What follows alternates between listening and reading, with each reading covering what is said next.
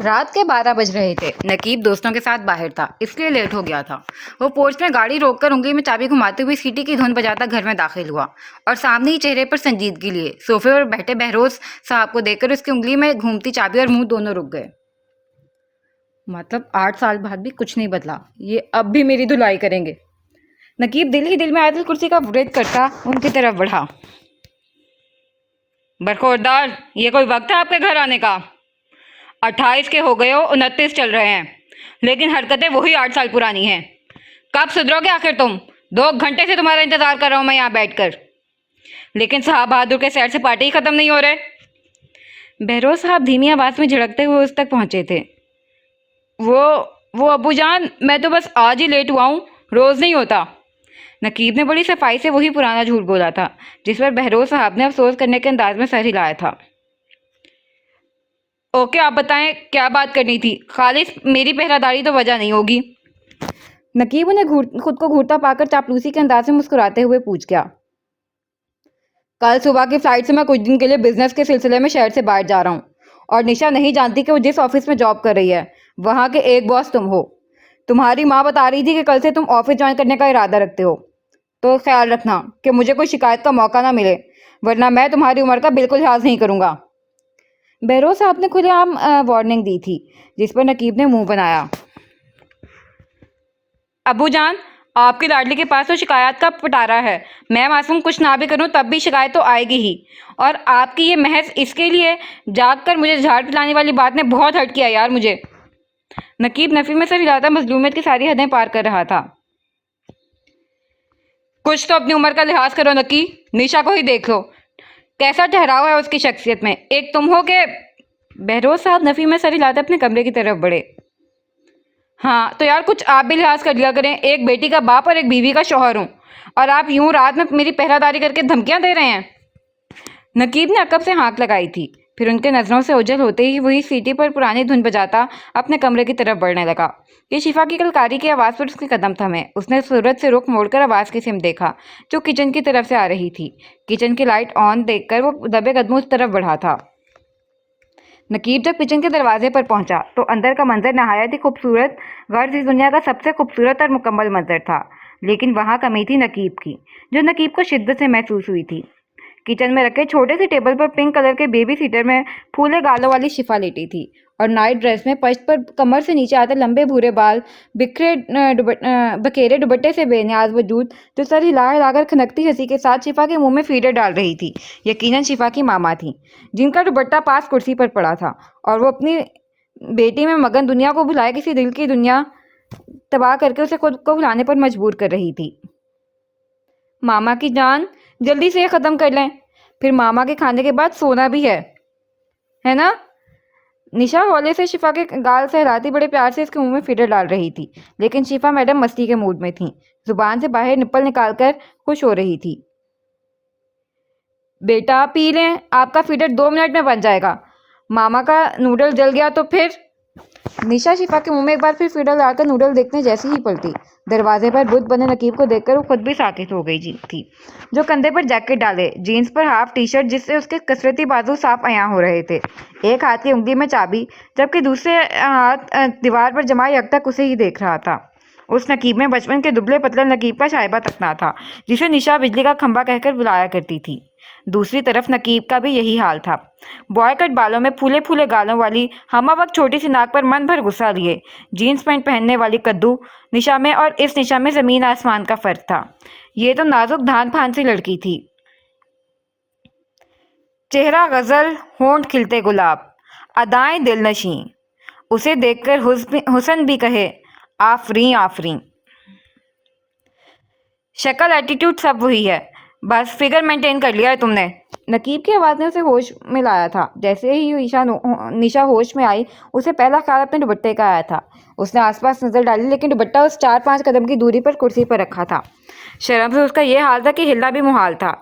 वो बेबसी से नजरें ज़मीन पर गाड़ गई, उस तरह के मुंह बिल्कुल सीने में घुस गया था। नकीब उसे सर झुकाए शर्मिंदा देखकर जबरदस्ती उस पर से अपनी नजरें हटा गया और छोटे छोटे कदम उठाता कुर्सी की तरफ बढ़ा, जबकि शिफा साहिबा, जो कुछ दिन में नकीब की फ़ैन हो गई थी, उसको देखकर किलकारियों के साथ हाथ पैर मारने लगी, जिसका साफ साफ इशारा था कि उसे उठाया जाए। ये लो। नकीब ने कुर्सी से दुपट्टा उठाकर उसकी तरफ बढ़ाया, जिसे बिना एक पल का ज़िया किए निशा ने अपने ऊपर फैलाया था। शर्म से सुर्ख हो रहे चेहरे के साथ रुख स्टॉक की तरफ किया। उसके गुलाल चेहरे को देखकर नकीब हौले से मुस्कुराया था, फिर शिफा की तरफ बढ़ गया। हेलो लिटिल डॉल, कैसी हैं आप? नकीब ने झुककर उसकी छोटी सी पेशानी चूमी थी। वो हर रोज उसे गोद में उठाती उसकी पेशानी का बोसा बड़े हक से लेता था। शिफा मैडम भी खिलखिलाकर उसे हेलो कहा करती थी। लिटिल डॉल, आपकी मामा की रात में उठ के खाने की आदत अभी भी नहीं बदली। नकीब उसकी पश्त को देखकर शिफा से बोला था। उसे अपनी बेटी से बात करता देख निशा सारी शर्म हया बलाए ताक रखकर एक झटके से पलटी थी। आपको मेरी आदतों पर रिसर्च करने की कतई ज़रूरत नहीं है, निशा दुरुस्तगी से कहती। शिफा का सीटर अपनी तरफ खींच चुकी थी। ये और बात थी कि चेहरा अभी भी गुलाल बना हुआ था। मुझे रिसर्च की कतई ज़रूरत नहीं, क्योंकि मैं तुम्हें तुमसे ज़्यादा जानता हूँ, वो भी बचपन से। After all we are childhood enemies. Naqeeb उसके आगे खड़ा हुआ, जबकि शिफा मैडम टुकर टुकर कर ठाकुर और गब्बर की मुलाकात देख रही थी। खुशफहमी एक लाइलाज मर्ज है, वरना बड़े मामू आपका ज़रूर कुछ करते। निशा वापस पलटकर नूडल बाउल में डालने लगी।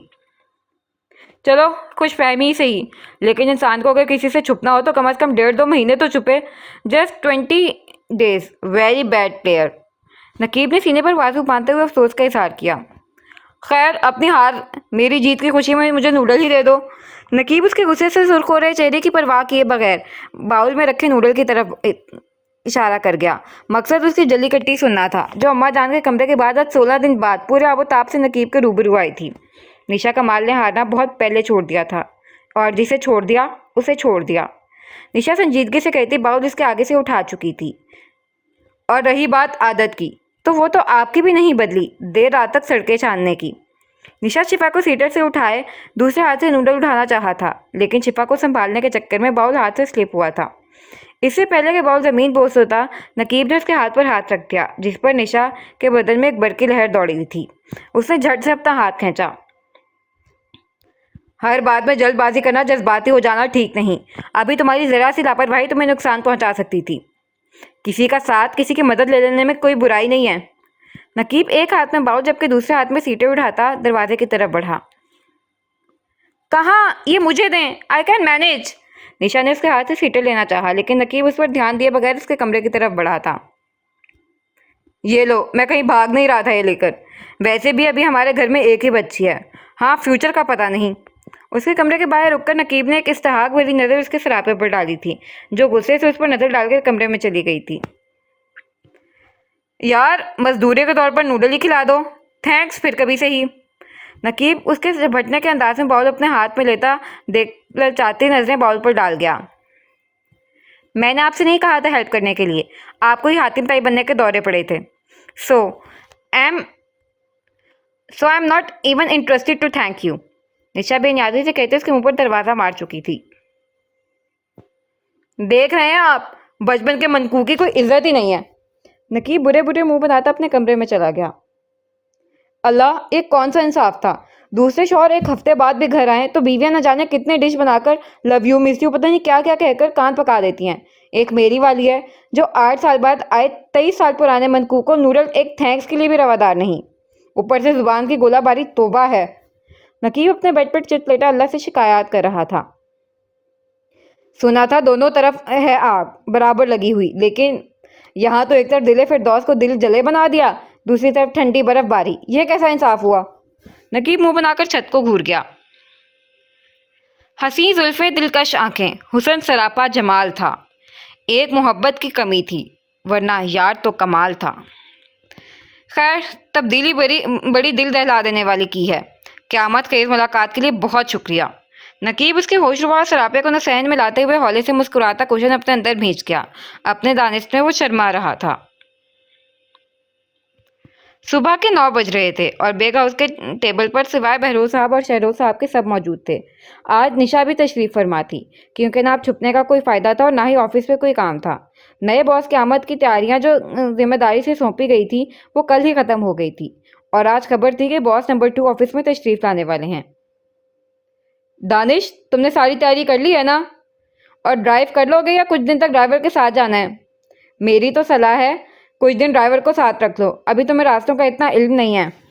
नकीब जूस का गिलास मुंह को लगाते हुए बोला था। नहीं भाई, ज़रूरत नहीं है, आई मैनेज। दानिश एक मुस्कुराती नजर अपने आपे पर डालकर बोला, जो इर्द गिर्द को खामोश के बस प्लेट की तरफ मुतवज्जे थी। साले साहब, जितनी बेताबी से तुम मेरी बीवी को घूर रहे हो ना, वैसे तो मैं भी नहीं घूरता। नकीब उसे खाने पे कम, निशा पर ज़्यादा ध्यान देता उसकी जानिब झुका था। आपकी बीवी है, मेरी आप ही है, बोथ आर डिफरेंट। दानिश कंधे उचकाकर बोला। बहन की भाई, इतनी भाईचारा दिखाओगे ना तो सबको पता चल जाएगा, और तुम्हारी बहन हमें घर से बाहर फेंकवा देगी। तुम जानते नहीं क्या बेग हाउस में निशा साहिबा की हुकूमत चलती है। नकीब दबी आवाज़ में से खबरदार कर गया। सॉरी भाई, लेकिन ऐसे तो ना कहें, मुझे आप ही से धोखा ही नहीं जाना, और आज ही जूनी से वापस आकर मैं ऑफिस ज्वाइन करूँगा। मैं आप ही के आसपास रहना चाहता हूँ, ताकि अगर मेरी असलियत खुल भी जाए तो मुझे एक्सेप्ट कर ले। दानिश एक मोहब्बत भरी नज़र निशा पर डालकर सरगोशी में बोल रहा था। इंशाल्लाह ऐसा ही होगा। नकीब ने उसकी पीठ थपथपाई थी। अम्मी जान, अभी तक ड्राइवर अंकल नहीं आए, यूनी के लिए लेट हो रहे हैं, और मैं बता रही हूँ अगर वक्त से पहले नहीं पहुंची तो मैं यूनी नहीं जा रही। दानीन को तो यूनी ना जाने का बस बहाना चाहिए होता था।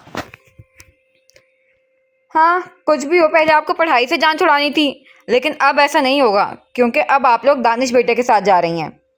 आफरीन बेगम ने जैसे दानीन पर बम धमाका किया था, उसके मुकाबले दरख्शां काफ़ी रिलैक्स थी। क्यों? दानीन पूरी आंखें निकालकर दानिश को घूरते हुए पूछ गई। आसपास खतरे की घंटी जोरों शोर से बज रही थी, लेकिन दानीन ने उन पर कान न धरे। क्योंकि दानी गुड़िया, दानिश का एडमिशन भी आपकी यूनी में ही हो गया है, और आपके क्लासमेट भी हैं। ये धचका बहुत बड़ा था। दानीन ने कुर्सी का सहारा लिया, जबकि दरख्शां दारम और दानिश ने अपनी मुस्कुराहट जब्त की। क्या क्या मतलब? क्यों? किस लिए? ये इतने बड़े होकर हमारी यूनी हमारी क्लास में पढ़ेंगे? दानीन तो रो देने को हुई थी, क्योंकि यूनी में तो इसके बहुत शरारती काम सरंजाम पाए जाते थे, जिसकी खबर घर तक दरख्शां बिल्कुल नहीं लाती थी। लेकिन दानिश से कुछ उम्मीद रखना बेवकूफ़ी थी। अरे दानी, ऐसा क्या हो गया बेटा? बच्चा पढ़ना आएगा, और किस लिए? उम्र की भी तुमने खूब कही, देखने में बड़ा मालूम होता है, लेकिन है तो ये निशा से 7-8 महीने छोटा ही। चाची जान ने जवाब दिया। मैं तो उस जगह भी मौजूद रहने वाला हूँ जहाँ आप अपनी मौजूदगी भी बर्दाश्त नहीं करती। दानीन के कान में दानिश की कुछ दिन पहले कहे अल्फाज गूंजे। उसने सर उठाकर उसे देखा, जो हंसी रोकने चक्कर में लाल हो चुका था। लेकिन चाची जान, आप ही तो 2 साल पहले ही मास्टर्स कंप्लीट कर लिया ना, फिर अंग्रेजी बाबू अब क्यों? दानीन दलील तो ऐसे दे रही थी जैसे सबको कायल कर लेगी। दानी गुड़िया, दानिश ने इंटरमीडिएट के बाद इस्लाम की तामील के लिए बीच में 6 महीने का गैप लिया था। नकीब दानिश के लाल चेहरे को देखकर खुद भी मुश्किल से हंसी जब्त करते हुए बोला। मतलब अब बचने के कोई चांसेस नहीं थे, इसलिए दानीन बिना नाश्ता किए पैर पटकते हुए बाहर निकल गई। अच्छा, मैं चलती हूँ। निशा अपनी जगह से खड़ी हुई। मामा जल्दी वापस आ जाएगी। निशा साइड में मुलाजमा के हाथ से शिवा को लेते हुए चिटाचट उसके गालों पर प्यार किया। नकीब जो नाश्ते पर झुका था, उसने नज़र उठाकर इस खूबसूरत मंजर को अपनी आंखों में कैद किया था, जहाँ ब्लू जीन्स पर वाइट कुर्ती पहने, सर को अच्छे से ब्लू स्कार्फ से कवर किए वो अपनी बेटी से प्यार कर रही थी। ननी परी, मामा को बाय करो। निशा ने हमेशा की तरह शिफा की पेशानी का बोसा लेकर मुलाजमा को हिदायत देने लगी। मेरे लिए ऐसी फिक्र न जाने कब दिखाएगी ये। नकीब आफरीन बेगम की तरफ झुककर सरगोशी के अंदाज में बोला। पहले तुम रहे रास्त पर आ जाओ। आफरीन बेगम ने भी टिका सा जवाब दिया था, जिस पर दानिश हंसी रोकने के चक्कर में कुछ और अपनी प्लेट में झुक गया। अच्छा अम्मा जान, चलती हूँ। निशा अम्मा जान के आगे झुककर उनसे प्यार लेती बिना खुद को घूर रहे नकीब पर नजर डाले वहां से निकल गई। हाँ, दानिश के सलाम और फिया मानिल्ला पर सर हिलाया था, जिस पर दानिश की खुशी का कोई ठिकाना ही नहीं था। भाई, मैं बता रहा हूँ, मेरी आप ही को परेशान मत करना। दानिश अपने चेयर से उठते हुए से ताकीद कर गया, जिसकी नज़र अब शिफा पर थी। आप ही के बच्चे, पहले तो मेरी भूखी शेरनी बनी बहन से निपट, जिसे तुम्हारे अपने क्लासमेट होने वाली बात बिल्कुल हजम नहीं हुई। नकीब ने उल्टा उसे डराया। मतलब आज हम दोनों बहन भाई के लिए इम्तहान का दिन है। दानिश बड़बड़ाया, जिस पर नकीब ने उसे मसनूई घूरी से नवाजा था। मैं हैंडल कर लूँगा, लेकिन आप ही को परेशान बिल्कुल नहीं करेंगे। दानिश एक बार फिर उसे ताकीद करता सबको सलाम करता वहाँ से निकल गया। उसके पीछे दारम और दरख्शां भी निकले थे। तुम्हें भी तो आज ऑफिस जाना है, तुम क्यों मुस्कुरा मुस्कुरा कर खाने को पूछ कर खा रहे हो? आफरीन बेगम ने हैरानी से अपने बेटे को देखा, जो सबके जाने के बाद 10 मिनट बाद भी टेबल पर बैठा प्लेट में चमचा हिलाते मुस्कुरा रहा था। जाना तो है मामा, लेकिन वहां जाने के बाद जो होने वाला है उसे इमेजिन करके खुशी में खाना नहीं खाया जा रहा। नकीब नैपकिन से हाथ साफ करता आफरीन बेगम को देख गया। देखो नकी, तुम्हारे अब्बू जान ने मुझे सख्ती से ताकीद की है कि मैं तुम्हें समझा दूं कि तुम निशा को वहाँ बिल्कुल भी परेशान ना करो और उन्हें शिकायत का मौका ना मिले, इसलिए ख्याल रखना। आफरीन बेगम ने उसकी आंखों में शरारत तैरता देख खबरदार किया। खुदा को माने मामा, और मेरी तरफ देखें, इतना मासूम चेहरा, इतनी मासूम आंखें, आपको लगता है कि मजलूम सा बच्चा कुछ गलत कर सकता हूँ मैं? यार आप तो मेरी मामा हैं, यू नो मी बेटर। नकीब ने हद से ज़्यादा मासूम चेहरा बनाते हुए शरारत आंखों से आफरीन बेगम को आंख मारी थी। बेटा तुम्हारी माँ हूँ और तुम्हारी रग रग से वाकिफ़ हूँ, तभी तो कह रही हूँ कि उल्टी सीधी हरकत मत करना। निशा तुम्हारे अबू के लाख समझाने पर भी हमारी कंपनी में काम करने पर राज़ी नहीं हुई थी। फिर बहुत मुश्किल से उसे दानियाल की कंपनी में काम करने के लिए राज़ी किया था सबने। वो तो वहाँ भी नहीं करना चाहती थी क्योंकि दानियाल तुम्हारा दोस्त है, लेकिन तुम्हारे अब्बू ने कहा कि दानियाल तुम्हारा दोस्त होने से पहले उनके दोस्त का बेटा है, इसलिए वो बेफिक्र होकर वहाँ जॉब करें। अब अगर तुम्हें वहाँ बॉस के रूप में देखेगी तो मुझे तो यकीन है रेजिग्नेशन लेटर तुम्हारे मुंह पे मारेगी, और अगर मजबूरन टिक गई तो तुम्हारी हरकतें। आफरीन बेगम ने नफ़ी में सर हिलाया था। बेफिक्र हैं मामा, ऐसा कुछ नहीं होगा। कच्ची गोलियां तो आपके बेटे ने भी नहीं खेली। 4 साल का था जब 3 दिन की शिफा को अम्मा जान की गोद में देखा था, तब से उसकी रग रग से वाकिफ़ हूँ, इसलिए सारा इंतज़ाम 2 साल पहले ही कर लिया था। Don't you worry. अब चलें, मुझे गुड लक करें। नकीब उन्हें गले लगाता शरारत से दायां आंख दबाकर अपना कोट उठा गया, जिसका साफ मतलब था उस पर आफरीन बेगम की बात का कोई असर नहीं हुआ था। वैसे भी मामा, बहुत से इंकशाफात के शौक मुझे मिल चुके हैं आपकी लाडली के बारे में। नकीब बोलते हुए बैरूनी दरवाजे की तरफ बढ़ा। नक्की, तुम्हारी यही हरकत रही ना, मिल गई तुम्हें रुखसती। आफरीन बेगम जिद हुई थी। पहले रुखसत होने वाले को तो इतला दे दे मेरी हैसियत का उनकी ज़िंदगी में, बाकी रुखसती का मैं देख लूँगा। नकीब ने जाते जाते पलट कर जवाब देते दहलीज पार कर गया। अल्लाह रहम करे और इस लड़के को कुछ अकल दे, हमेशा उल्टी हरकत करता रहता है। आफरीन बेगम बड़बड़ाते मुलाजमा की मदद से टेबल से मिटने लगी।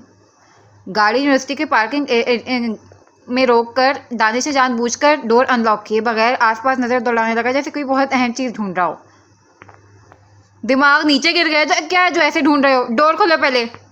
दानी जो घर से अब तक गुस्से से लाल मुंह सुझाए बैठी थी, डोर के ना खुलने पर जिद हुई। Finally I got it. मैं अपना दिमाग नहीं, मैं आपकी आवाज़ ढूंढ रहा था, जो शायद आपके कलक में कहीं गुम हो गई थी। दानिश निचला होंठ दांतों में दबाया अपनी उमट उमट कर आती मुस्कुराहट रोकते हुए साइड सीट से अपना बैग उठाने लगा। न जाने क्यों इसे उस लड़की को चढ़ाना बहुत अच्छा लगता था, जबकि आज तक उसने दानिश को कभी आंख भरकर देखा तक नहीं था। तुम डोर अनलॉक कर रहे हो कि नहीं? दानिश बीच से मुंह निकालकर फनकारी, जबकि दरख्शां खामोश तमाशाई बनी हुई थी। Correct your accent, Mr. Actually, because I am not your driver. So ask politely in a sweet way, such as, Dani, please open the door. Danish अपनी तरफ का डोर अनलॉक करते हुए उसे आग लगा गया। यू अंग्रेजी बाबू, एक्सेंट मुझे नहीं तुम्हें करेक्ट करने की जरूरत है। उर्दू का ना जाने किस जुबान में बोलते हो। दानिश गुस्से में बोलती हुई सीट के पीछे से उसका गला दबाने बढ़ी थी, जब तक वो मुस्कुराता हुआ बाहर निकल गया। भाई प्लीज खोल दें, हम लेट हो रहे हैं। आखिर हमेशा की तरह दरख्शां ने ही बात संभाली थी। सिर्फ आपकी वजह से खोल रहा हूँ लिटिल फेस। दानिश ने बोलने के साथ रिमोट की मदद से डोर अनलॉक कर दिया, जिस पर दानिश दनाते हुए फौरन बाहर निकली थी। ये मेरा एरिया है अंग्रेजी बाबू, आपका लंदन नहीं, सो बी केयरफुल। दानिश ने उंगली उठा के किसी सड़क चाप गोंडे के अंदाज में उसे वार्न किया था, जो सरसरी से यूनिट का जायजा ले रहा था। बहुत खूब, अच्छा डायलॉग था, आई एम इम्प्रेस। इसी बात पर मुझे एक डायलॉग याद आया। एरिया तो खुदों का होता है, शेर तो आज़ाद होता है। ये सिर्फ डायलॉग है, मैंने आपको कुछ नहीं कहा। दानिश उसे झपटने को तैयार देखकर सरेंडर के अंदाज में दोनों हाथ ऊपर को उठा गया। उसकी बात पर दानिश तिलमिला के रह गई। लिटिल सिस, क्या आप मुझे अपनी क्लास तक ले चलेंगी? Actually I am very punctual in this matter. Danish दानी की घुरियों की को इग्नोर करता दरक्षा से मुखातिब हुआ, जिसने इस बात में सर हिलाते हुए उसे अपने साथ आने का इशारा किया। दरक्षा की इस गद्दारी पर दानिश के गुस्से का ग्राफ कुछ और हाई हुआ और वो पैर पटकते हुए क्लास की तरफ बढ़ी। फ्रेंड्स हैं ये मेरे कज़न मोहम्मद दानिश, मेरे दानी भाई जो लंदन से आए हैं और अब से ये हमारे साथ पढ़ेंगे, सो हम अपने क्लास फेलो को वेलकम करें। दरक्षा डाइस पर दानिश के साथ खड़ी क्लास में सबको इश्तियाक नज़रों में लिए अंग्रेज नुमा हैंडसम से दानिश को तख्ता पाकर तारुफ करवा गई, जिस पर पूरी क्लास ने पुरजोश तालियों के दरमियान वेलकम का शोर बुलंद किया था। जो क्लास में दाखिल होती दानिश का कुछ और खून जला गया। Thank you everybody. दानिश सबका शुक्रिया अदा करता डाई से उतर रहा था। दानिश की एक और दुश्मन अस्मा आंखों में ढेरों इश्तियाक लिए दानिश की तरफ बढ़ी। आप लंदन से आए हैं? दानिश अपने सामने अचानक नाजिल होती उस आफत से टकराते टकराते बचा था, जो ग्रीन फ्रॉक पर ब्लू जीन्स पहने गले में लापरवाही से दुपट्टा मुजफ्फर के अंदाज में लटकाए पूरी आंखें खोले उसका जायजा ले रही थी। दरी ये हमारे कज़न हैं, लेकिन कौन से वाले? क्योंकि लंदन में तो सिर्फ नकीब भाई रहते थे हमारे ख़ानदान से। अस्मा ने एक ही मुंह में कई सवाल कर डाले थे, जिस पर दानिश के साथ दरक्षा भी परेशान हुई। तारुफ कराते हुए अस्मा उसके जहन से बिल्कुल निकल गई थी। अब आएगा मज़ा अंग्रेज़ी बाबू। दानिश दोनों बाजू सीने पर बांधे अगला ड्रामे का इंतजार कर रही थी। दानिश परेशानी से इधर उधर देख रहा था, क्लास भी मुतवज्जा हुई थी। दरक्षा तेजी से दानिश की तरफ बढ़ी, क्योंकि अस्मा जैसी सवाल की दुकान से दानिश नहीं जान छुड़ा सकती थी। दानी यार प्लीज़ इस सवाल की दुकान से जान छुड़ा, मैं तो बस कुछ गलत ना समझे इसलिए भाई को कज़न कहा था, लेकिन ये तो डीएनए लेने आ गई। दरक्षा उसके बाजू थामे मन्नत भरे अंदाज में बोली, जिस दानिश ने बड़े अंदाज में नफ़ी में सर हिलाया था। आप बताएं मिस्टर, आप हमारे कौन से वाले कज़न हैं? एक्चुअली मैं अस्मा गफूर, दरक्षा के बाबा के कज़न की बेटी। अस्मा ने एक सांस में बोलते हुए अपना हाथ आगे किया। दानिश अब सही मानों में परेशान हुआ था। ये हमारे परदादा के चचा के बेटे के भतीजे के अंकल के बहन के भाभी के नंद के खालू के कज़न के बेटे हैं। खुश? दानिश उसी के अंदाज में एक सांस में बोलते हुए उसके सामने आई थी, जिस पर जहाँ दरक्षा ज़ेरे लब मुस्कुराई थी वहीं दानिश भी सुकून के सांस लेता सामने सीट पर बैठ गया। क्या मतलब? मेरे कुछ समझ में नहीं आया। आसमान ने उलझकर उसे देखा, जो सीने पर बाजू बांधे खड़ी उसे घूर रही थी। जब कुछ समझ नहीं आता तो अमिताभ बच्चन बनकर लोगों पर सवालों की बौछार क्यों करती हो? फिर से बताओ। ये हमारे दादा के दो बेटे थे, तुम्हारे दादा एक मेरे दादा। फिर बताओ ये कौन से वाले कज़न हुए? अस्मा की आदत थी सवाल करने की, लेकिन उसे दानिश बहुत अच्छे से हैंडल करती थी। लेकिन फिर भी ये कौन से कज़न हैं? अस्मा की सुई वहीं अटकी थी। तुम्हारे मामू लंदन के प्रेसिडेंट है ना, उनके बेटे हैं। समझ कुछ आता नहीं, दिमाग का दही करने चले आते हैं। दानिश ने उसे झिड़का था, जिसके छोटे दिमाग में एक वही सवाल गर्दिश कर रहा था। देखो तुम्हें नहीं बताना है ना बताओ, मैं तुमसे पूछा भी नहीं है, इसलिए मेरे आगे मिर्चें मत चबाओ। अस्मा क्लास में सबको हंसता देखकर जेच हुई थी। मैं मिर्चें चबाऊँ या मिठाई, वो तुम्हारा कंसर्न नहीं है, और ना ही तुम पर हमारे हर रिश्तेदार का बायोडाटा जानना फ़र्ज़ है।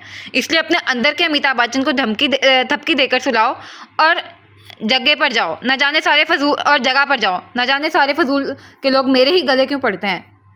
दानिश बड़बड़ाते हुए सीट की तरफ बढ़ी, साथ अस्मा भी एक कहर भरी नज़र दानिश को डालती पीछे की सीट की तरफ बढ़ गई। अंग्रेज़ी बाबू, आप यहाँ किस खुशी में तशरीफ़ फरमाएं? दानिश का मीटर दानिश को अपने पास की सीट पर देखकर पूरी तरह घुमा था। ऑफ कोर्स, क्लास लेने। दानिश अपने बैग की तरफ मुतवज्जा हुआ, क्योंकि सब सीधा बैठ रहे थे, मतलब प्रोफेसर आने वाले थे। देखो सुबह से तुम मेरा बहुत दिमाग घुमा चुके हो, इतना काफ़ी, अब यहाँ से पिछली सीट पर रफा दफा हो जाओ। दानिश अपना बैग रखते हुए आराम से बोली थी। मैं ना कभी लास्ट सीट पर बैठा हूँ और ना बैठूंगा। I always prefer first seat. Danish Beniyazi से कहता अपने बैग दोनों के दरमियान रख गया। इससे पहले दानिश कुछ कहती सर आ गए, वो दिल महसूस कर रह गई। पूरा दिन क्लास में दानिश की हाजिर जवाबी पर फॉरनर होने पर एजाज़ मिलते रहे। दानिश जलती रही। ऑफिस ऑफ होने में 15 मिनट थे। निशा का काम हो चुका था, इसलिए वो जल्दी जल्दी हाथ चलाते हुए अपनी चीज़ें समेट रही थी। जब से शिफा उसकी ज़िंदगी में आई थी, उसे वो ऑफिस से वापस की बहुत जल्दी होती थी, जबकि ऑफिस टाइमिंग में जब भी वक्त मिलता था वो घर लाजमी वीडियो कॉल करके शिफा को देखती थी। लेकिन माँ का दिल कहाँ भरता है। तुम सुन रही हो? तहमीना जो कब से नए बॉस की शान में कसीदे पढ़ रही थी कि बॉस की हाइट ऐसी है, बात ऐसे करते हैं, हैंडसम है, बहुत खुश मिजाज हैं, वगैरह वगैरह। निशा का सारा ध्यान बैग पर देखकर पूछा, दरअसल नए बॉस साहब की आमद से 10 मिनट पहले ही दानियाल ने एक फाइल निशा को अर्जेंट रीड करने के लिए मेल करने के लिए दे दी थी, जिसकी वजह से वो नई बॉस के साथ मुलाकात नहीं कर पाई थी। वैसे भी उसे नए लोगों से मिलने में कोई दिलचस्पी नहीं होती थी। यार सुनो ना, नए बॉस बहुत हंसमुख और मिलनसार तबीयत के हैं। आते ही सबसे घुल मिल गए, इतने फ्रैंक हो गए थे कि यकीन करना मुश्किल था कि वो हमसे अभी मिले हैं। वरना मैं बहुत डरी हुई थी कि न जाने बॉस कैसे होंगे, क्योंकि दानियाल सर काफ़ी स्वीट है ना। और अभी तहमीना और तारीफ़ी कल में तामीर करती के इंटरकॉम बजा। जी। निशा ने दूसरी तरफ की राय सुनकर सिर्फ जी कहा। वो दानियाल भाई ने ऑफिस में बुलाया, मैं सुन के आती हूँ। निशा तहमीना के सवालिया जवाब नज़रों के जवाब देती दरवाजे की तरफ बढ़ी, जब अकब में तहमीना की आवाज़ आई। जाओ जाओ, लगता है नए बॉस तुम्हारे दानियाल भाई को तुम्हारे लिए पसंद आ गए हैं, इसलिए स्पेशल मीटिंग अरेंज की है। तहमीना की शरारती अंदाज पर निशा ने सिर्फ तासुर से सर हिलाया था। देख नकी, मैं तुझे पहले वार्न कर रहा हूँ, कुछ उल्टा सीधा नहीं बोलना। निशा मेरी बहनों जैसी है और इस कंपनी की एक काबिल एम्प्लॉय भी, जिसे लूज़ करना मैं अफोर्ड नहीं कर सकता, और ना ही अंकल की डांट सुनने का मेरा कोई इरादा है। दानियाल ने इतने दिनों की कही बात एक बार फिर दोहराई थी, लेकिन दूसरी तरफ बेनियाजी की हद थी। साले, अगर निशा बहनों जैसी है तो मैं भी जीजे जैसा हूँ, ऊपर से दोस्त भी। मेरी तो ये समझ नहीं आ रहा सब मुझ मासूम को ही क्यों नसीहत कर रहे हैं। नकीब ग्लास वॉल से नज़र हटाकर बोला, क्योंकि तू कमीना है। दानियाल उसके ज़बरदस्ती मासूम बने चेहरे को घूर कर बोला, जिस पर नकीब ने कहका लगाया। फिर ग्लास डोर से आते वजूद को देखकर फ़ौरन बाहर रोड की तरफ खुल रहे विंडो की तरफ रुक करके खड़ा हो गया। 1 मिनट बाद ही वो कमरे में थी। अस्सलाम वालेकुम दानियाल भाई। निशा सामने सोफे के पास परेशानी से खड़े दानियाल के पास आई। अभी उसकी नज़र खिड़की के पास खड़े वजूद पर नहीं पड़ी थी। वालेकुम अस्सलाम। Good evening sir. निशा की नज़र जैसे ही खिड़की के पास दूसरी तरफ के वजूद पर पड़ी, इसने फ़ौरन विश किया, क्योंकि इतनी बेनियाजी तो बॉस ही दिखा सकता था। वेरी गुड इवनिंग मिस कमाल, बट अनफॉर्चुनेटली मैं भी मुसलमान हूँ, सलाम करना ज़्यादा मुनासिब होता। नकीब अपनी हंसी जब्त करते हुए बोला। उसके एतराज़ पर जहाँ दानियाल ने दांत पीस के उसकी पश्त को घूरा था, वहीं निशा आवाज़ पर टटकी थी। सॉरी एंड अस्सलाम वालेकुम। कुछ भी था, वो उसका बॉस था। इसी के ख्याल के तहत निशा ने फ़ौरन माजरत चाही। उफ, तुम्हारे मुंह से वर्ड सुनने के लिए 24 साल से इंतज़ार कर रहा था। फाइनली इंतज़ार ख़त्म हुआ और मेरे कानों को ये सुनना नसीब हुआ। नकीब एक झटके से पलट के मुस्कुराते हुए सरशारी से बोला, जैसे कानून का ख़जाना मिल गया हो। दूसरी तरफ निशा तो उसे इस तरह अपने ऑफिस में देखकर फ्रीज हो गई थी। दानिश ने उसे घूरा, जो बुत बनी निशा को बड़े गौर से देख रहा था। होश में आ जाए मोहतरमा, नए बॉस को वेलकम नहीं करेंगी। नकीब शरारती मुस्कुराहट लबों पर सजाए उसके आगे चुटकी बजा गया, जिस पर होश में आती निशा 2 कदम पीछे हुई। दिमाग ने जिस बात की तस्दीक दी थी, निशा वो कबूल करने को बिल्कुल तैयार नहीं थी, इसलिए दानियाल की तरफ बढ़ी। दानियाल भाई, ये यहाँ। निशा के अल्फाज अदा करना मुश्किल हो रहा था। मतलब एक बार फिर नकीब बहरोज़ बेग ने उसे शिकस्त दी थी। एक बार फिर हार उसी की मुकद्दर बनी थी, जिससे कल ही उसने दावा किया था कि वो हारना छोड़ चुकी थी। वो आज हार गई थी। जी मैं यहाँ। वैसे आपने ऑफिस काफ़ी अच्छा तैयार करवाया है, आई लव इट। नकीब ने सीने पर बाजू बांधे निशा के दिमाग की तस्दीक की। दानियाल भाई, अब आप कुछ क्यों नहीं बोल रहे? मतलब आप सब ने मिलकर मुझे चीट किया। मैंने पहले ही कहा था मुझे उस जगह काम भी नहीं करना जहाँ से नकीब बहरोज़ बे के गुजरने का इम्कान हो, और आप लोगों ने। निशा ने सदमे से खामोश खड़े दानियाल को देखा था। कदम पीछे लेते हुए एक आंसू लड़क कर उसके गुलाबी गालों पर फिसला था। मेरी बात सुनो निशा। नहीं, मुझे कुछ नहीं सुनना, और ना ही यहाँ 1 और मिनट रुकना है। मेरा रेजिग्नेशन लेटर कल तहमीना सबमिट कर देगी। निशा दानियाल की बात काटकर दरवाजे की तरफ बढ़ी थी, जब नकीब उसके रास्ते में हाजिर हुआ। रिलैक्स, काम डाउन, शांत हो जाओ, पुरसकून रहो। इतना गुस्सा करोगी तो जल्दी बूढ़ी हो जाओगी यार। कल तो समझाया कि जल्दबाजी जज्बाती ये सब अच्छी चीज़ें नहीं हैं, और ये सब डायलॉग बहुत पुराने हो गए हैं यार। मैं तुम्हारी शक्ल नहीं देखना चाहती, मैं अब 1 और मिनट यहाँ नहीं रुकूंगी, मेरा यहाँ दम घुट रहा है, एंड वो क्या था, दोबारा यहाँ कदम नहीं रखूंगी, वगैरह वगैरह वगैरह। नकीब निशा के मुकाबिल सीने पर बाजू बांधे बड़े इत्मीनान से बोल रहा था, जबकि निशा सुर्ख आंखों से उसकी बकवास मुलाहिजा कर रही थी। खैर, घूरना बंद करो और ये देखो। नकीब ने एक पेपर उसके आगे लहराया, जिसे देखते हुए पहचान गई थी कि ये कॉन्ट्रैक्ट के पेपर्स हैं, जैसे उसने कंपनी ज्वाइन करते हुए साइन किया था। अभी 2 साल हुए हैं सिर्फ, पूरे 1 साल में 365 डेज आप यहाँ कदम रखेंगी। नकीब के इत्मीनान में कोई फ़र्क नहीं आया था। मैंने सोचा था इस गुजरे 100 साल में इतना कुछ बदला है, तो नकीब बहरोज बेग भी थोड़ी बहुत तब्दीली आई होगी उसमें। But I was wrong. आप नहीं बदले, आप अभी भी वैसे ही हैं। ये सब आपने एक प्लान के थ्रू किया ना, कि मुझे नीचा दिखा सकें। निशा ने झपटने के अंदाज में उसके हाथ से पेपर लेकर कई टुकड़ों में बांट कर नकीब के कदमों में फेंका, फिर अपनी सुर्ख आंखें उसकी आंखों में डाली। लेकिन आप भूल गए, मैंने कहा था कि मैं अपने हारना बहुत पहले छोड़ दिया है। सिंपली आपका प्लान फ्लॉप होकर आपके कदमों में गिरा पड़ा है। निशा भीगी आंखों से मुस्कुराते उसकी साइड से निकलने लगी थी, जब कलाई नकीब के शिकंजे में कैद हुई। यार तुम गुस्सा भी बड़े प्यारे अंदाज में करती हो। और रही भूलने की तो एक बार तुम भी भूल गई कि नकीब बहरोज बेग तुम्हें तुमसे ज़्यादा अच्छे से जानता है, इसलिए ये पेपर कॉपी थे, असली नहीं। वैसे भी तुम मुझसे मुफ्त में खफा हो रही हो। मैंने कुछ नहीं किया और ना करूँगा, लेकिन कंपनी के इंसाफ हर मुलाजिम के लिए एक हैं, और कॉन्ट्रैक्ट के मुताबिक कंपनी कानूनी कार्रवाई करवाने का हक रखती है। फिर ऐसे में ये होगा तुम कोर्ट वगैरह के चक्कर लगाओगी, और मैं अपनी प्यारी लिटिल डॉल जिसके आसपास तुमने मुझे मेरे भटकने पर भी बैंड लगाया हुआ है, उसको संभालूंगा। Don't worry, go ahead. Naqeeb ने ऐसे से उसकी कलाई छोड़ दी। आप बहुत कमीने हैं Naqeeb Behroz Baig, I hate you.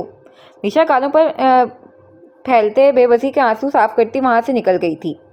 निशा के ऑफिस से निकलते ही नकीब की मुस्कुराहट गायब हुई। अब वो पुरसोच नज़रों से नीचे कागज़ के टुकड़ों को देख रहा था। नकीब तुमने ये ठीक नहीं किया यार। दादी जान निशा को तुम दोनों के बीच का रिश्ता बताकर रुखसती करवाना चाहती हैं, और तुम इस तरह से खुद से दूर कर रहे हो। दानियाल ने लबकुशाई की। दूर नहीं कर रहा यार, करीब ला रहा हूँ। उसके अंदर की इस निशा को बाहर निकालने की कोशिश कर रहा हूँ जिसे उसने अपने कॉल में दफन कर दिया है। नकीब पानी का गिलास उठाए हुए संजीदगी से बोला। मतलब? यही मतलब तो मैं बाद में समझ पाया हूँ कि बचपन में जो इसे मुझसे चिढ़ थी, जिसे मैं एंजॉय करता था, असल में वो चिढ़ नहीं थी, उसके अंदर की महरूमी थी, जो मुझे देखकर मेरे आसपास रिश्तों लोगों को देखकर बढ़ती जाती थी। मैं बेवकूफ़ से और तंग करके उसके ज़ख्मों पर नमक छिड़कता था, और जाते जाते जो मैं कर गया वो ताबूत में आखिरी कील का काम कर गई। फिर जब मेरे लंदन के 4 साल बाद अम्मा जान ने मुझे शहनाज फूफो का माजी सुनाया, लोगों के साथ निशा का रवैया बताया, तब मेरी समझ में आया उसका रवैये का मतलब। लेकिन तब तक उसने खुद पर यह कौल बहुत पुख्तगी से चढ़ा लिया था। नकीब पहली बार इतनी संजीदगी से बात कर रहा था। दानियाल को भी हालात की नज़ाकत का अंदाज़ा हुआ। वो खामोशी से सोफे पर उसके साथ टिक गया। तो यार तू ये सब करके उसके दिल में बदगुमानी क्यों पैदा कर रहा है? मोहब्बत से डील कर, सब ठीक हो जाएगा, दानियाल ने सलाह दी, जिस पर नकीब ने कहका लगाते हुए नफ़ी में सर हिलाया। वो बेवकूफ़ मेरी मोहब्बत को हमदर्दी समझेगी, या फिर मेरा कोई प्लान। वैसे भी लोहा लोहे को काटता है। मैं ऐसे ही उसके गिट का एक खोल चटका दूंगा, और जब ये खड़ूस निशा मेरी कद्दू बन जाएगी, फिर मोहब्बत से डील करना ही है आखिर। मिसेस निशा नकीब बेग ने आना तो मेरी ही दस्तरस में है। फिर बड़े प्यार से अगले पिछले हिसाब बराबर करूँगा। नकीब का लहजा दोबारा पहले वाला शरारती हुआ था। शर्म कर ले कमीने, मेरी बहन है वो, और तू रोमांटिक बातें मेरे सामने कर रहा है। दानियाल ने उसकी पीठ पर धप लगाई थी। कमीना मैं नहीं तू है, मैंने तो आम सी बात की है, तू ही फजूल सोच रहा है। नकीब ने एक का हिसाब 2 से चुकता किया था, फिर देखते ही देखते दोनों गुत्थम गुत्ता हो गए। नक्की आफरीन बेगम ने धीरे से उसके कंधे पर हाथ रखा, जो तकरीबन दरवाजे में कान लगाए। शायद ये मुहावरा गलत साबित करने पर वजीद था कि दीवार के कान नहीं, सिर्फ जुबान भी होती है। क्या कर रही है यार? मामा पिटवाने का इरादा है कि अपने शौहर से? नकीब अपने मुंह पर उंगली रखते हुए इतनी आहिस्ता आवाज़ में बोला कि आफरीन बेगम मुश्किल से सुन पाई थी। क्या कर रहे हो तुम? स्टडी में जाना है तो अंदर जाओ। ये क्या यहाँ की बात वहाँ लगाने वाली चुगलखोर औरतों की तरह दरवाजे को कान लगाए खड़े हो? आफरीन बेगम ने भी आहिस्ता आवाज़ में उसकी मौजूदा पोजीशन का एहसास दिलाया। अस्तगफिरुल्लाह उम्मा, किन लोगों से मिला रही हैं यार? नकीब ने कान को हाथ लगाए थे। बेटा हरकत जिनकी करोगे उन्हीं से मिलाऊंगी ना। खैर बताओ, फिर ये दीवार और दरवाजे से कौन से खजाने के पते बता रही है तुम्हें? आफरीन बेगम के तंज पर नकीब खुलकर मुस्कुराया था। ये दीवार बेचारे कुछ नहीं बता रहे, बल्कि आपकी लाडली निशा मैडम बाबा से मेरी शिकायत लगा रही हैं। नकीब मुस्कुरा कर बोला। आपका किया है तुमने नकीब? बेटा तुम सुधर क्यों नहीं जाते? आखिर क्यों बच्चे को परेशान करते रहते हो? पिछला हफ्ता ऑफिस के बाद से उसका मूड वैसे ही बहुत ख़राब है। आफरीन बेगम तो नॉन स्टॉप शुरू हो चुकी थी। सांस लें यार, मैंने भी अब कुछ नहीं किया है, बल्कि पिछले हफ्ते जो किया था वो भी और कुछ नहीं किया है। मैंने। नकीब ने मासूम चेहरा बनाया। फिर? आफरीन बेगम ने अबरू उठाए। वो पिछले हफ्ते जो बम फिट किया था ना मैंने आपके सरताज बहरोज़ बेग साहब के आते ही ब्लास्ट हो गया है। आपकी जान से अजीज़ बहू बेटी पता नहीं क्या क्या अबू जान से मेरी वही शिकायत लगा रही है। नकीब आराम से बोला। उफ, और तुम क्या कर रहे हो? यार मुजरिम तो मैं हूँ ही, किसी भी वक्त बुलावा आ सकता है, इसीलिए तैयार खड़ा हूँ। आपकी अजीज़ों को इंतज़ार की जहमत नहीं देना चाहता। नकीब अभी अपनी चांद में कुछ किला बांधता कि उसका फ़ोन रिंग करने लगा। लें, आ गया। नकीब ने स्क्रीन आफरीन बेगम की तरफ की जहाँ अबू जान लिखा आ रहा था। तुम्हें सिर्फ अबू जान ही सुधार सकते हैं, जाओ अब। आफरीन बेगम हाथ झाड़कर वहाँ से निकल गई। नकीब भी कंधे चकाता हुआ फ़ोन जेब में रखकर आहिस्ता से नॉक किया दरवाज़ा। अंदर से यश की आवाज़ आते ही अंदर दाखिल हुआ, जहाँ सामने सोफे पर बहरोज़ साहब बैठे थे। उनके साथ चिपककर उनकी लाडली बैठी थी। बहरोज़ साहब जैसे नकीब को घूर रहे थे। वो समझ गया कि एक हफ्ते से वो जो खामोशी से ऑफिस आ रही थी, ये इस तूफान के पहले की खामोशी थी। जी अबू, बैठो। बहरोज़ बेग ने दूसरे सिंगल सोफे की तरफ इशारा किया। वो आज सुबह ही दूसरे शहर से लौटे थे और अब उनकी लाडली भांजी जिसमें उनकी जान बसती थी, वो नकीब की शिकायत लेकर हाजिर हो गई थी। फिर नकीब की वार्ड लगाना तो तय था। बरखुरदार, मैंने आपको समझाया था शायद कि मुझे शिकायत का मौका न मिले, और आपने तो हमारी बेटी को पहले ही दिन सीधा कानून को और पुलिस की धमकी दे दी। बहरोज़ साहब घुराए थे। तोबा अबू, मेरी मजाल जो मैं आपकी लाडली को धमकी दूं। मैंने तो बस इन्हें बताया था कि कॉन्ट्रैक्ट ख़त्म होने से पहले उसने ऑफिस छोड़ा तो कंपनी कानूनी कार्रवाई का हक रखती है। नकीब ने उसे घूरते हुए जवाब दिया, जो बचपन की तरह बहरोज़ साहब के कंधे से लगी उसे देख रही थी। लेकिन हाँ, बचपन में उसकी यह हरकत नकीब को बुरी लगती थी, जबकि अब बहुत क्यूट लग रही थी। और ये कि कंपनी के रूल्स हर एक के लिए सेम है, किसी के लिए कोई रियायत नहीं की जाएगी। अबू आप ही बताएं, अब अगर निशा को छूट दी गई तो कंपनी के दूसरे मुलाजिम तक गलत मैसेज नहीं पहुंचेगा कि बॉस ने अपनी कज़न के साथ अलग, हमारे साथ अलग इंसाफ किया।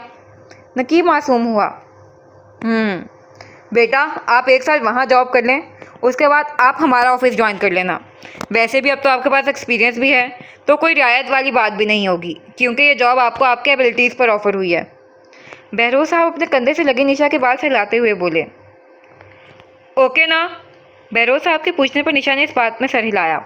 अब वो अपने मामों की बात तो नहीं टाल सकती थी, लेकिन जैसे ही नज़र सामने की जानिब उठाई, नकीब को मुस्कुराती नज़रों से अपनी तरफ देखता पाकर उसका खौन खोल उठा। मामू जान, शिफा वाली बात। निशा ने फ़ौरन दूसरा केस आगे किया, जिस पर नकीब ज़ेरे लब मुस्कुराया था। बाबा आप ही बताएं, मैं भी इस घर का फ़र्द हूँ यार। ये मुझे शिफा को प्यार करने नहीं देती, क्या ये ठीक है? निशा खुद के बिछाए जाल में खुद ही फंसी थी। हाँ बेटा निशा, ये तो गलत है। बहरोज़ साहब ने अब निशा की पकड़ की। अब नकीब बड़ी फुर्सत से उसके एक एक नक्श को हिफ्ज़ कर रहा था। निशा ने उसकी नज़रें खुद पर मरकूज़ देखकर पहलू बदला। उसे नकीब की नज़रें उधर से बहुत डिस्टर्ब करने लगी थीं। जी, वो मैं शिफा को देख लूँ। निशा ने उन नज़रों से बचने का यही हल निकाला था। फिर बहरोज़ साहब के सर हिलाते हुए बिना इधर उधर देखे वहाँ से गायब हुई। अबू जान, ये तो गलत है यार, जब उसकी गलती निकली आपने कुछ नहीं कहा और जाने दिया। नकीब ने मुंह बनाया।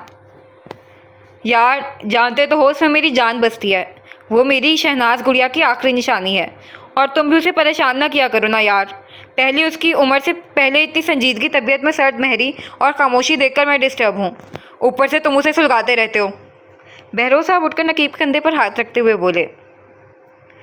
इंशाल्लाह सब ठीक हो जाएगा, बस शर्त यह है कि आपकी लाडली थोड़े अपनी शिकायत की पोटली पर हाथ हल्का रखे। नकीब एक आंख दबाकर बोला, जिस पर बहरोज़ साहब ने उसे मसनूई घुरी से नवाजा था। फिर नकीब के दांत दिखाने पर दोनों के कहके से पूरा स्टडी रूम गूंज उठा था। दानीन गुनगुनाते हुए बिना आसपास ध्यान दिए राहदारी से गुजर रही थी, जब अचानक किसी दीवार से टकराई। तसादम इतना शदीद था कि उसे अपने सर के साथ आसपास सब घूमता हुआ मालूम हो रहा था। उफ अल्लाह, यहाँ पर दीवार कब बनी? दानिश अपना सर पकड़ के नीचे बैठते हुए कराह कर बोली, जबकि उसके नए लकब पर दानिश, जो हमदर्दी में अपना हाथ उसे उठाने के लिए बढ़ा रहा था, फौरन पीछे खींचा। यू एक्चुअली, तुम्हारी प्रॉब्लम क्या है? जब देखो मुझे अजीब अजीब नामों से एड्रेस करती रहती हो। दानिश उस नए लकब पर तब गया था, इसलिए झुंझलाकर बोला, ये दीवार तुम थे अंग्रेजी बाबू। दानिश को सामने देखकर दानिश का मीटर भी घूमा था। वो घूमते सर को थामते हुए खड़ी हुई। मैं दानी हूँ, मोहम्मद दानिश। दानिश दांत पर दांत जमाकर बोला। तुम दानिश हो या दीनू बाबा, मुझे इससे क्या, लेकिन अभी तुमने मेरे सर तोड़ दिया है। क्या प्रॉब्लम है तुम्हारे साथ? आंखें क्या अंगीठी में रख के आए हो? दानी तो तप ही गई थी। मैं अपनी आंखें अंगड़ी में नहीं, अलबत्ता आप अपनी आंखें फ्रिज में रखकर ज़रूर आई हैं। ध्यान से देखिए, रॉन्ग रूट से आप आ रही थी। दानिश भी दूबदू बोला। भाई साहब, ये अंगड़ी क्या होती है? दानिश पूरी बात बोलने के बाद उस लफ्ज़ का ध्यान आया था। अंगीठी का मतलब है ग्रिल। न जाने कब तुम उर्दू और दानों की बददुआ लेना छोड़ोगे। दानिश हमेशा की तरह कड़वी लुगत का रोल अदा कर गई। और तुम क्या ट्रैफिक पुलिस हो? अगर मैं रॉन्ग आ रही थी तो तुम भी रॉन्ग हो जाते, लेकिन नहीं, तुम राइट ही रहे और मेरा सर तोड़ दिया। दानीन को अपनी गलती का एहसास हुआ तो उल्टा दानिश पर ही चढ़ दौड़ी, क्योंकि राहदारी में टर्न होकर दानीन आ रही थी। दानिश तो सीधा ही आ रहा था। वो तोड़ना नहीं, फोड़ना होता है। अब आप रॉन्ग हो एंड मैं कभी रॉन्ग नहीं करता। दानिश फकर से बोला। कभी रॉन्ग नहीं करता, सिर्फ लोगों के नाम चोरी करता हूँ और फिर ढिठाई का मुजाहरा करता हूँ। दानिश मुंह बिगाड़कर दानीन मुंह बिगाड़कर दानिश की नकल करते हुए बोली। Hello mister, actually I am 3 years older than you. Then how did I steal your name? Danish ने आपकी बार इंग्लिश में सवाल किया। वैसे भी इस रेड चिली के आगे उर्दू में बात करने से इज्तनाब बरतता था, क्योंकि दानीन तो बस दानिश की गलतियां पकड़ने के इंतजार में रहती थी। हाँ, बड़े हो तो क्या हुआ, नाम तो पहले मेरा ही रखा गया था ना, तो हुआ ना चोरी। दानीन ने जवाब दिया। ऑफ कोर्स ये चोरी हुआ, वैसे भी तो आप सब ओपनली करती हैं ना? जी बिल्कुल, दानीन बहरोज बेग जो करती है डंके की चोट पर करती है। दानीन ने मसनूई कॉलर उठाकर फकर से गर्दन अकड़ा कर बोली, जिस पर दानिश ने अपनी हंसी का गला घोटा। या यू आर राइट। फिर मैं घर सबको बता दूँ कि आप क्लास में कैसे लड़कियों को फिर शांत करती हैं अपनी शरारतों से। कैसे आप यूनिक कॉरिडोर में, यूनिक ग्राउंड में, इवन यूनिक कैंटीन में भी 100% एक्टिव रहती हैं। दानिश आंखों में ढेरों शरारत समोए सरापा सवाल बना था, जैसे दानीन की इजाज़त से उसका हर काम होता हो। दूसरी तरफ दानीन, जो 1 महीने से उसे मुंह बंद किए देखकर मुतमिन हो गई थी, अब उसके इस तरह मासूम शक्ल बनाकर सवाल के लबादे में धमकी पर तिलमिला उठी। तुम अंग्रेजी बाबू घर और यूनि में शरीफ बच्चा बनकर सबकी नज़रों में हीरो बने घूमते हो और छुपकर लोगों पर नजर रखते हो। दानीन ने उल्टा दानिश को ही आड़े हाथों लिया था। अस्तगफिरुल्लाह, अल्लाह माफ़ करे, मैं क्यों किसी पर नज़र रखूँगा?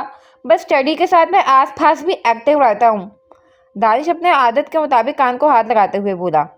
भी एक्टिव रहता हूँ, तुम बस मेरी जासूसी करने फर्स्ट सीट पर मेरे साथ बैठते हो ताकि मेरी एक्टिविटीज़ पर नज़र रख के मुझे धमका सको, लेकिन मैं ऐसा होने नहीं दूंगी। मैं भी देखूंगी कैसे तुम घर में कुछ बोलते हो। दानी कमर पर हाथ रखकर 1 कदम आगे हुई, जिस पर दानिश 4 कदम पीछे हुआ। अल्लाह अल्लाह रहम करे आप दोनों पर। यार, कभी बिना लड़े भी नजर आ जाओ। आखिर मसला क्या है आप दोनों के साथ? क्या एक दूसरे को देखती है आप दोनों के सींग निकल आते हैं? दरख्शां, जो कोई नोट्स लेने दानिश के पास आई थी, वहां का मंजर हमेशा की तरह सैम देखकर भड़क उठी। मैं कुछ नहीं करती, झगड़े की शुरुआत हमेशा तुम्हारा फरंगी भाई करता है। दानी ने साफ अपना दामन बचाया, जैसे दरख्शां तो यकीन करने ही बैठी थी। दरवेश, आप बेटर जानती हैं। दानिश अपना फोन जेब से निकालते हुए लापरवाही से बोला। देखो अंग्रेजी बाबू। दानी ने उंगली उठाकर आगे बढ़ी, जब दानिश 2 कदम और पीछे हुआ। मैं गैर महरमों को नहीं देखता।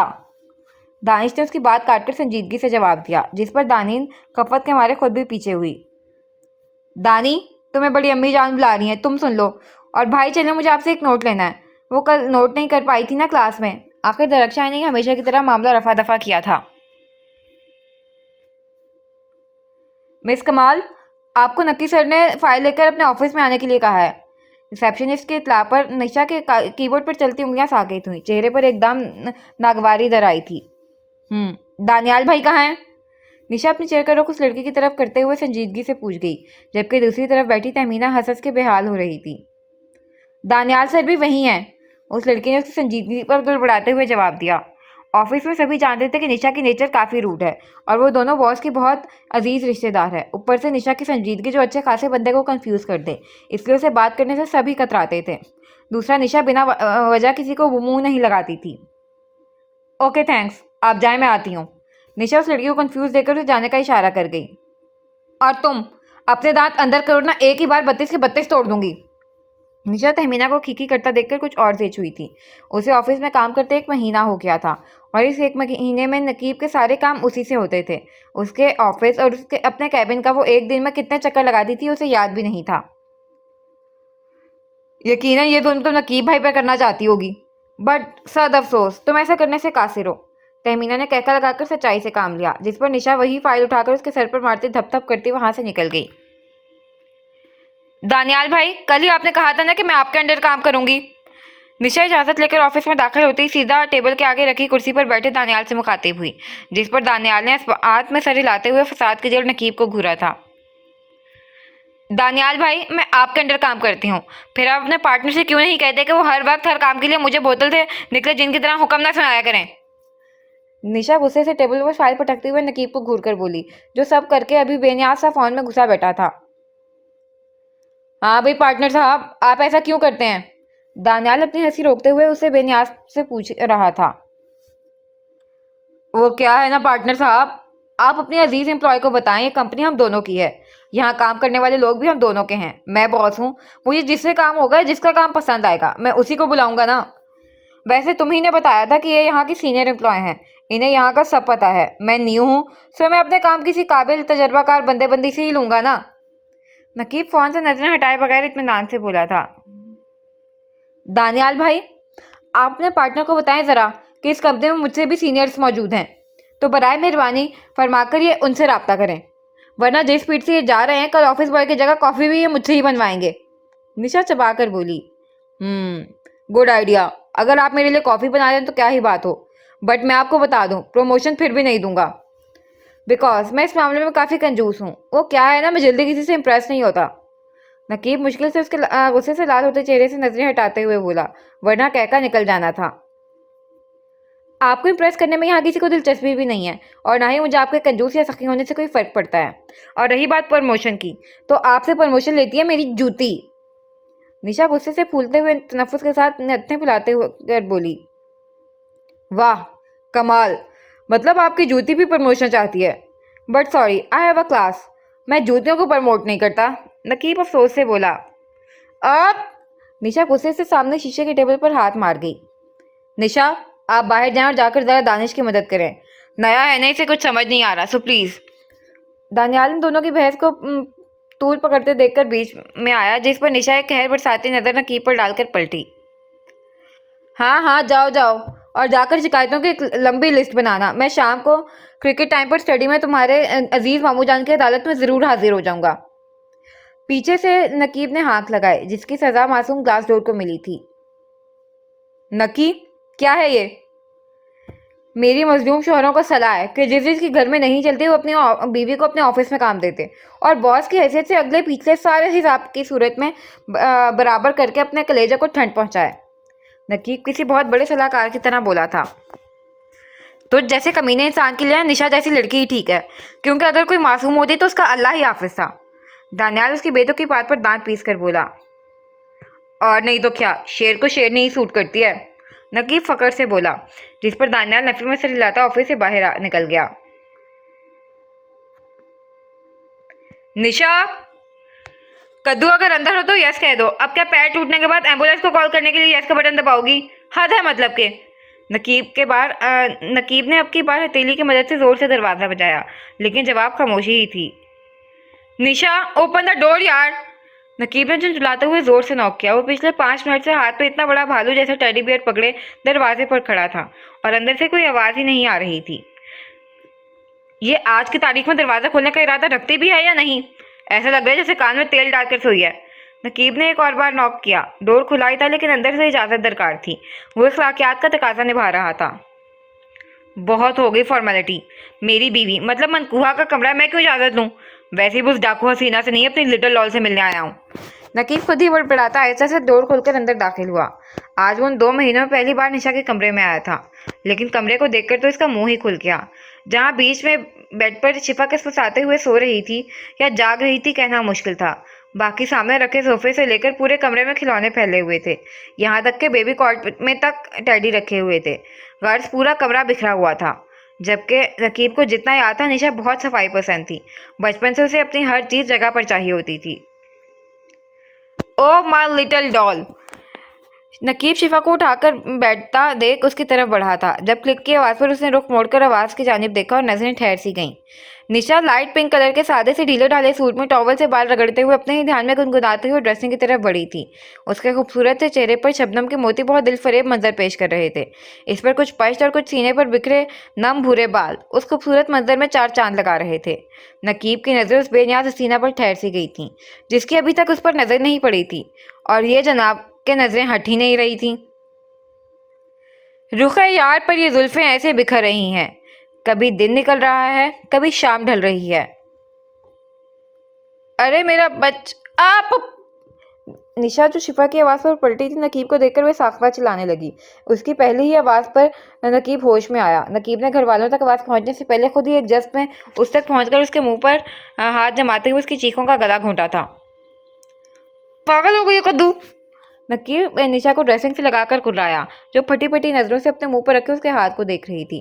फिर देखते ही देखते उसने अपने तेज हाथ को इस्तेमाल किया, जिस पर नकीब किसी करंट लगे शख्स की तरह उछल के उससे दूर हुआ था। उफ, पागल हो गई हो क्या जंगली बिल्ली? किस चीज़ से दांत साफ करती हो? नकीब अपनी हथेली रगड़ते हुए बिलबिला उठा था। दांतों के निशान इतने गहरे थे कि बस खून निकलने की कसर रह गई थी। जबकि निशा ने दूर के पहली फुर्सत में सोफे पर रखा अपना दुपट्टा उठाकर अच्छे से खुद पर फैलाया, फिर कड़ी तेवरी लिए नकीब की तरफ मुड़ी। तमीज़ नहीं है आपको किसी के कमरे में आने की? 8 साल लंदन में रहकर सब साफ कर आए हैं, अब आपको लंदन और यहाँ में फ़र्क मालूम नहीं होता? निशा गुस्से से नतने फुलाकर बोली। नकीब को यहाँ से देखकर उसका मीटर बहुत घूम गया था। किसी के कमरे में जाने की तो खैर से बहुत तमीज़ है, और गैर ज़रूरी तौर पर 15 मिनट इस तमीज़ का मैंने यहाँ मुजाहरा भी किया था, लेकिन गैर ज़रूरी था ना, बेनिफिट नहीं हुआ, इसलिए यूं ही घुस गया। और जानती हो लंदन में क्या होता है? नकीब एक एक कदम उठा रहा था और निशा गैर महसूस अंदाज में अपने कदम पीछे ले रही थी। अब तो उसके पैर बेड से लग गए थे। चेहरे पर सजा गुस्सा खौफ की शक्ल इख्तियार कर चुका था। उसे अचानक ही नकीब के उठते भारी कदम और भारी लबो लहजे से दहशत सी महसूस हो रही थी। ये वो शौक मिजाज नकीब की आवाज़ तो नहीं थी। जानती हो? नकीब ने धीरे से अपने दोनों हाथ आगे किए। निशा ने सख्ती से अपने दोनों आंखें मींची थीं। कैसे जानोगी यार, 8 साल रहने के बावजूद मैं नहीं जानता, है ना लिटिल डॉल? नकीब पीछे बेड से शिफा को उठाकर उससे दूर हुआ। उसकी नॉर्मल आवाज़ पर निशा ने पट से आंखें खोली थीं। मैनर्स नहीं है आपके पास? निशा अपनी उथल पुथल होती धड़कनों के काबू पाते हुए फनकारी थी। वो तो बहुत है, लेकिन यहाँ इसका क्या काम? ये कमरा तो मेरे। नकीब ने बात दरमियान में छोड़कर भीगे खिले गुलाब की तरह वजूद पर गुस्से से लाल होते चेहरे का बड़े मायने खेदी नज़रों से जायज़ा लिया, जिस पर निशा ने खामखा ही अपना दुपट्टा ठीक किया। मेरी लिटिल डॉल का है, और आज ऑफिस से वापसी पर मेरा मॉल जाना हुआ तो वहाँ ये टैडी मुझे अपनी डॉल के लिए पसंद आ गया और मैं ले आया। बाहर दानिश आपको लेकर आइसक्रीम खाने गया हुआ है, इसलिए मामा ने कहा मैं दे आऊँ। आगे की स्टोरी तुम जानती हो। नकीब ने बोलते हुए शिफा को बेड पर से कई गुना बड़े टैडी के पास बिठा दिया और शिफा मैडम उसके नरम नरम खाल को छूते हुए मुस्कुराने लगी। आप ये कमरा देख रहे हैं? यहाँ पर पहले खिलौने आपको नज़र आ रहे हैं? निशा ने बिखरे कमरे की तरफ इशारा करके बड़ी संजीदगी से पूछा था। हाँ यार, कितना फैला रखा है, बचपन में तो बड़ी सफाई पसंद थी, बड़े होने के बाद क्या हो गया? नकीब उसका मतलब समझते हुए अपनी मुस्कुराहट रोककर मसनूई हैरानी के साथ अफसोस का भी इजहार कर गया। मिस्टर सफाई मुझे आज भी उतनी ही पसंद है, एंड अगर आपको मालूम हो तो शिफा घुटनों के बल रेंगने लगी है और ये इसी ने फैलाया है। अभी शिफा खेल खेल कर थक कर सो गई थी, इसकी नींद ना डिस्टर्ब हो, इसलिए मैंने सफाई नहीं करवाई। और मैं आपको ये सब इसलिए बता रही थी कि मेरी बेटी से अपनी मेहरबानियाँ दूर रखें, उसे किसी चीज़ की ज़रूरत नहीं, और होगी तो मैं हूँ। एंड मुझे ये भी मालूम है कि लास्ट मंथ शिफा के लिए कपड़े और टॉयज़ आप लेकर आए थे, मैंने वो माने का लिहाज करके वापस नहीं किए, बट ये लेकर जाएँ और आइंदा इन चीज़ों से मेरी और मेरी बेटी से गुरेज करें। निशा शिफा को गोद में उठाती टैडी नकीब की तरफ करते हुए बोली। क्यों क्यों परहेज़ करूँ मैं तुम दोनों से? नकीब टैडी बेड पर रख कर आगे बढ़ा, जिस पर निशा 2 कदम पीछे हुई। क्योंकि मुझे या मेरी बेटी को आपकी इनायतों की कोई ज़रूरत नहीं है, मैं इस काबिल हूँ कि अपनी बेटी को अपने बलबूते पर पाल सकूँ। निशा उसकी बातों से ज़्यादा उसकी नज़रों से जेज होते हुए चिल्लाकर बोली। ये क्या मेरी बेटी लगा रखा है? शिवा सिर्फ तुम्हारी बेटी है क्या? और नहीं तो किसकी है? निशा ने अब्रू अचकाए। मेरी। जितनी तुम्हारी है इतनी मेरी भी। नकीब ने फ्लो में बोलते हुए अपने लफ्ज़ों का एहसास होते ही आंखें मींची। एक्सक्यूज़ मी मम, मेरे कहने का मतलब है बेटियां तो सबकी बेटियां होती हैं, उन पर कोई लेबल नहीं लगा होता। नकीब उसकी मशकूक नज़रों से अपनी तरफ देखता पाकर फ़ौरन सफाई पेश कर गया। बहुत शुक्रिया इस अजीम इतला के लिए। अब वो रहा दरवाज़ा, आप अपनी तशरीफ़ ले जाएं और प्लीज़ दोबारा मेरे कमरे में आने से परहेज़ कीजिएगा। निशा खुले दरवाजे की तरफ इशारा करते हुए बोली, तुम हर वक्त मिर्चें क्यों चबा कर रखती हो? ऐसा मालूम होता है जैसे सुबह करेले के जूस में नीम से बने क्रीम की तह लगाकर पीती हो। नकीब मुंह टेढ़ा मेढ़ा करते हुए बोला था, मैंने आपको पहले भी कहा है कि मेरी मामलों से आप लोग का कोई लेना देना नहीं है और अपने ये इनायत भी लेते जाएं। अब एक और बार तुमने मुझे ले जाने को कहा ना, यकीन करो तो मैं उठाकर ले जाऊंगा। नकीब की जुबान एक बार फिर फंसली थी। होश में तो हैं आप, क्या बकवास कर रहे हैं? निशा गुस्से में तकरीबन चिल्लाई थी। अब लिटिल डॉल तुम्हारी गोद में होगी तो तुम देने को रवादार नहीं होगी, तो यही धमकी दूंगा ना। नकीब ने बोलने के साथ शिफा को उसकी गोद से लेकर लिया और दरवाजे की तरफ बढ़ा। फजूल इंसान। निशा अब उसकी गोद से शिफा को नहीं ले सकती थी, ना ही उसे मजीद यहाँ बर्दाश्त कर सकती थी, इसलिए जुबान से ही भड़ास निकाली। तुम्हारे कमरे में बहुत ही फजूल चीजें फैली हुई हैं, क्या ख्याल है मैं भी सेट हो जाऊं? नकीब ने दरवाजे पर रुककर मासूमियत से पूछा। थड़की। निशा दिल मिलाकर एक ही लफ्ज अदा कर गई। कभी फुर्सत में इस लफ्ज का मतलब भी समझाऊंगा, अभी मुझे अपने लिटिल डॉल के साथ खेलना है। नकीब मायने खेजी से कहता दहलीज पार कर गया। फ्लर्टी इंसान, मेरे साथ फ्लर्ट करने का सोच रहा है, अम्मा जान को बताती हूँ। निशा खोलते जहन के साथ रूम ठीक करने लगी। पहले ऑफिस में परेशान करना, फिर अजीब एक्सरे करते नज़रों से देखना, अब कमरे में आकर ये सब। निशा का दिमाग घुमा रहे थे। सुबह के 9 बज रहे थे। बेक हाउस के नाश्ते की टेबल पर तमाम अफराद मौजूद थे। फिर देखते ही देखते बहरोज साहब और शहरोज साहब सबको खुदा हाफिज कहते हुए ऑफिस के लिए निकल गए। अब तमाम यंग पार्टी के साथ अम्मा जान बैठी थी। दानीन दरक्षा बेटा, आप दोनों ने फजर की नमाज अदा की? अम्मा जान जो नमाज के मामले में बहुत सख्त थी, फजर में उन दोनों के कमरे की लाइट ऑफ देकर अब क्लास लेने का सोचा, जिस पर दोनों के मुंह के निवाले कहीं हलक में अटक गए थे और दोनों बुरी तरह से खांसने लगीं। नकीब और दानिश ने बढ़कर उन्हें पानी पिलाया, तब कहीं जाकर उनकी खांसी रुकी थी, लेकिन चेहरा अभी भी लाल हो रहा था, क्योंकि अम्मा जान की नजरें ही ऐसी थीं। जवाब दें। वो अम्मा जान, इम्तिहानात होने वाले हैं ना, रात तक पढ़ते रहे इसलिए फजर में आंख नहीं खुली, वरना ईशा हम दोनों ने अदा की थी, वो भी पूरे 17 रकत। दानी ने एक ही सांस में पूरी सफाई दे दी। और मगरिब? अम्मा जान ने दूसरा सवाल किया। वो अम्मा जान, इम्तिहानात होने वाले हैं तो दिन बड़ा मसरूफ होता है, यूनी में बिल्कुल भी वक्त नहीं मिलता, थकन भी बहुत हो जाती है। बस कल ज़्यादा थकन हो गई थी तो अम्मा जान को खुद को घूरता देखकर दरक्षा की आवाज़ हलक में ही दम तोड़ गई, जबकि बाकी सब बड़ी बेनियाजी का मुजाहरा करते हुए नमाज से नाश्ता करने में मगन थे, जैसे इससे अहम और कुछ ही नहीं है। बेटा, मदरसे के पूरे नज़्म ज़ब्त की जिम्मेदारी आप लोगों के नाजुक कंधों पर है। अम्मा जान ने बड़ी संजीदगी से सवाल किया था, जिस पर दोनों ने झट से नफी में सर हिलाया। जानती हैं, सुल्तान अल्तमिश सुल्तान कली कुतुब शाह अपने वक्त के बहुत बड़े बादशाह थे, पूरी सल्तनत की जिम्मेदार का भार उनके कदमों पर था, लेकिन अल्लाह से नज़दीकी का ये आलम था कि कभी कोई जमात, कोई नमाज कज़ा नहीं हुई, यहाँ तक कि कभी अपनी पूरी उम्र में उन हजरात ने असर की सुन्नत तक नहीं छोड़ी, और आप लोग 4 किताब पढ़ने को मसरूफियत का नाम दे रहे हैं, थकन का बहाना कर रही हैं। अफसोस है। अम्मा जान ने अफसोस करने के अंदाज में सर हिलाया। बेटा, मसरूफियत सिर्फ एक बहाना होता है, अगर दिल में अल्लाह की मोहब्बत हो तो वक्त ही वक्त है, वरना सोना भी काम ही शुमार होता है। अम्मा जान की बात पर दोनों शर्मिंदा हुई थीं। और फिर दानिश बेटा भी तो आपके साथ ही पढ़ते हैं, उनके भी इम्तिहानात हैं, वो कैसे तहज्जुद से उठ जाते हैं? अब की बार दानी ने पूरी तरह अपना सर प्लेट में डाल लिया था। वैसे दानिश बेटा, आपसे एक बात पूछनी थी, जब आप इशराक से पहले गार्डन में बैठकर तिलावत करते हैं, मेरे आने पर खामोश क्यों हो जाते हैं? माशाल्लाह से आपकी आवाज़ काफ़ी खूबसूरत है।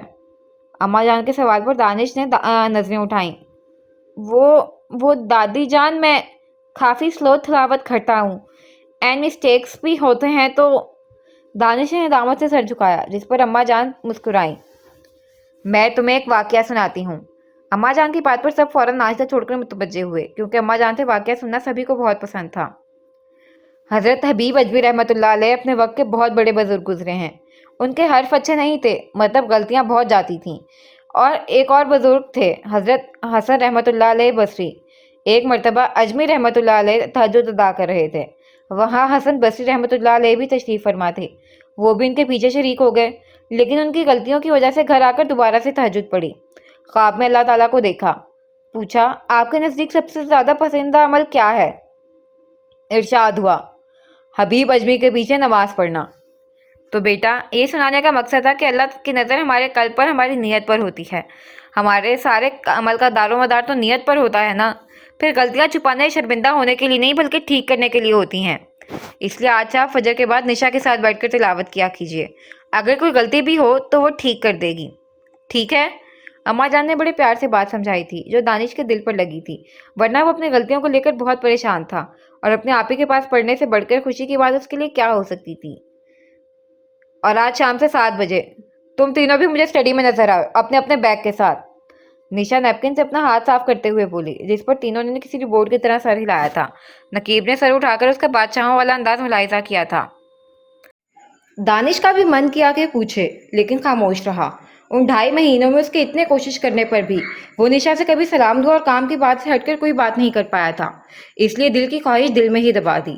लेकिन उसका आईने जैसा दिल पर नजर रखने वाले ने उसकी ख्वाहिश पूरी करना थी।